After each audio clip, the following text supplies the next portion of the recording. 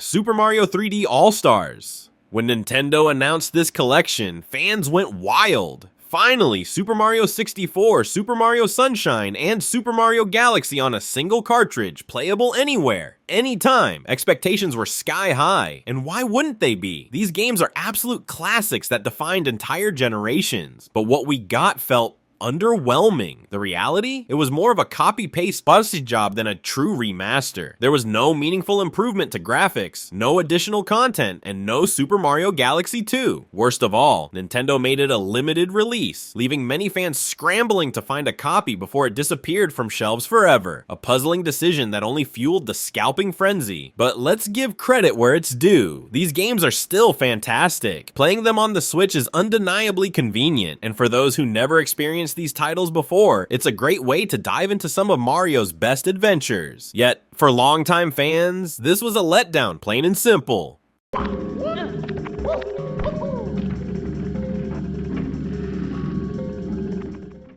The idea of an open-world Pokémon game was a dream come true for fans.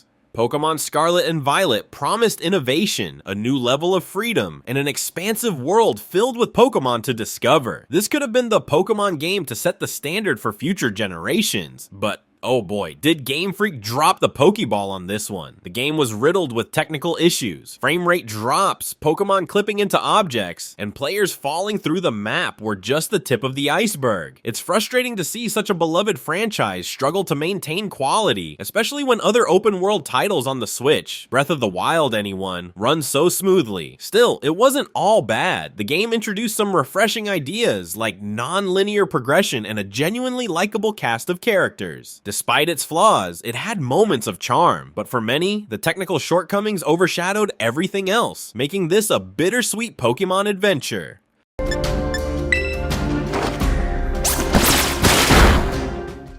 ARMS had all the potential to be Nintendo's next big thing. A quirky, colorful boxing game that let you punch your opponents with stretchy arms? It sounded like a hit in the making. The unique concept paired with the hype surrounding the Switch's launch set high expectations for this brand new IP. But in reality, ARMS just didn't go the distance. The game lacked depth, offering little beyond its initial novelty. The absence of a proper story mode or robust single-player content made it hard for solo players to stay engaged. Sure, the multiplayer was fun for a while, but without much to unlock or strive for, the excitement fizzled out quickly. On the bright side, the game had charm, the art style was vibrant, and the mechanics were clever enough to keep you entertained, briefly. Nintendo even tried to keep it alive by hosting professional tournaments and adding an ARMS fighter to Super Smash Bros., but ultimately, this one stretched itself too thin, leaving it forgotten in the shadow of bigger, better games.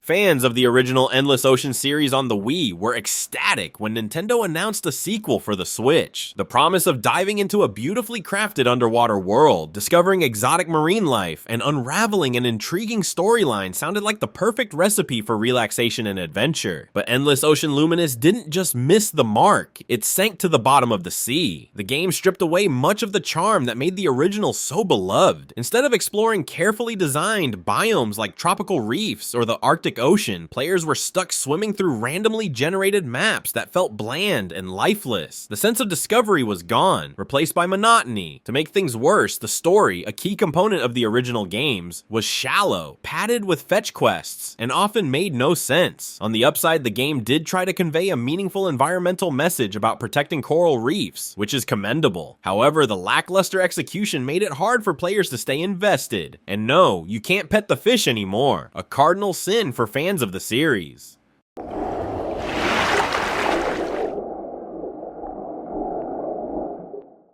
When Nintendo Switch Sports was announced, it was hailed as the spiritual successor to Wii Sports. Nostalgia was running high, and fans were ready to relive the magic of virtual bowling nights and intense tennis matches. But what they got was a watered-down experience that lacked the charm and accessibility of its predecessor. While the core gameplay was decent, the game leaned heavily on online play, neglecting the single-player experience. Gone were the days of climbing through the ranks to face off against Matt, the legendary final boss of Wii Sports. sports. Instead, players were left with a hollow shell of a game that failed to evoke the same joy. Even post-launch updates, like the addition of golf, felt like too little, too late, as they merely recycled content from previous titles. The game isn't all bad though. The sports themselves, especially volleyball and badminton, were fun to play with friends. However, without the charm, depth, and accessibility that made Wii Sports a cultural phenomenon, Nintendo Switch Sports felt like a missed opportunity.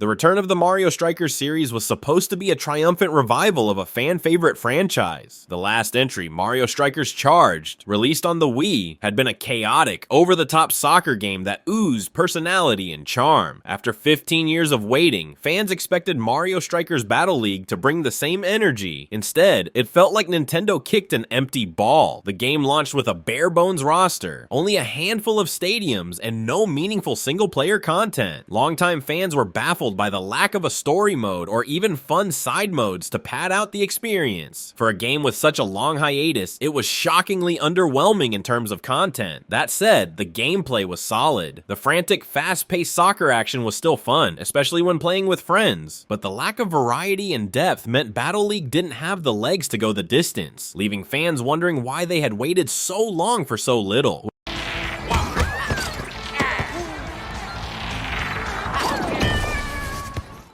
Super Mario Party promised to bring the beloved series back to its roots. After the mixed reception of Mario Party 9 and 10, fans were eager for a return to classic gameplay, rolling dice, moving across a board, and playing fun mini-games with friends. It sounded like a dream come true for longtime fans, but the reality? Well, it fell short of the celebration. The biggest issue was the lack of content. With only 4 game boards and no significant updates or DLC, the experience grew stale far too quickly. While the mini-games were excellent and the character-specific dice blocks added some freshness, the overall package felt incomplete. Compared to the golden age of Mario Party on the GameCube and N64, this entry was painfully light on variety and longevity. Still, Super Mario Party wasn't all bad. It delivered some of the best mini-games in the series and was perfect for family game nights, but the limited content and unfulfilled potential made it hard to shake the feeling of disappointment.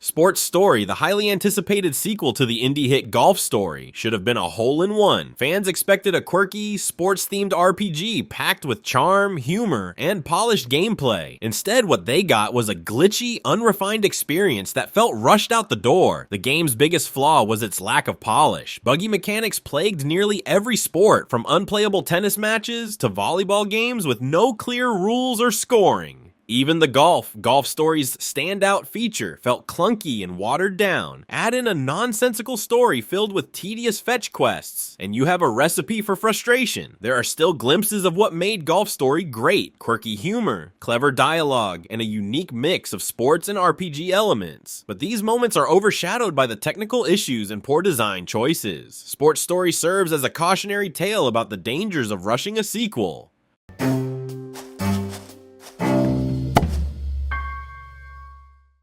When 1-2 Switch launched alongside the Nintendo Switch, it was marketed as the successor to Wii Sports, a fun, family-friendly game showcasing the console's unique features. But instead of revolutionizing motion gaming, it became a party game that barely held anyone's attention. Then came Everybody 1-2 Switch, a sequel that somehow managed to be even less exciting. The problem with both games is their lack of depth.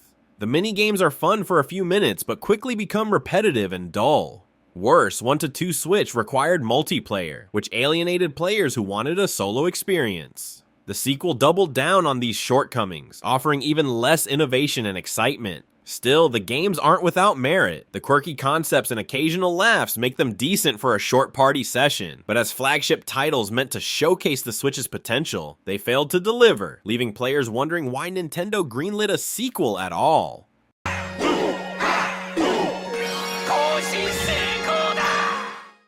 When Mortal Kombat 1 was announced for the Nintendo Switch, fans were eager to see how the legendary fighting franchise would fare on the portable console. With its brutal combat, cinematic storytelling, and rich history, the game carried enormous expectations. Unfortunately, the Switch version became infamous for all the wrong reasons. The most glaring issue? The graphics. Character models looked rough, environments were stripped down, and animations felt janky, far from the high-quality visuals seen on other platforms. Performance issues further compounded the disappointment, with frame rate drops and extended loading times disrupting the flow of battles. It felt like a stripped-down version of the game, which was frustrating for fans who paid full price for the experience. That said, Mortal Kombat 1 on Switch still retained the core gameplay mechanics and story that made it great. The combat was satisfying, and the iconic fatalities were intact, but for a game of this caliber, the technical downgrades were hard to ignore, making this one of the most disappointing ports in Nintendo Switch history.